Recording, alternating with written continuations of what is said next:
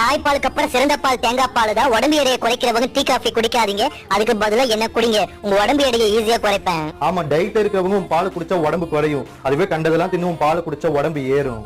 என்ன குடிங்க, நல்ல எனர்ஜியா இருப்பீங்க, உங்க நரம்பு சுறுசுறுப்பா இருக்கும், உங்க இதயத்துக்கு நான் ரொம்பவே நல்லது. அழகு குறிப்பு, உங்க ஸ்கின் பல பலன் இருக்கும், தோல் சுருக்க விடாம பாத்துப்பேன். சிங்கிளா இருக்கிறவங்களே கமிட் ஆயிருவீங்க, அந்த அளவுக்கு இருப்பீங்க. அதுக்கு முன்னாடி இந்த ஐடியா ஃபாலோ பண்ணிக்கங்க. டிப்ஸ் கேட்டா மட்டும் போதாது, அதை ஃபாலோ பண்ணணும். ஐடியும் ஃபாலோ பண்ணுவாங்க, நல்ல நல்ல டிப்ஸையும் ஃபாலோ பண்ணுவாங்க. உங்ககிட்ட என்ன எதிர்பார்க்கற அதையும் சொல்லு.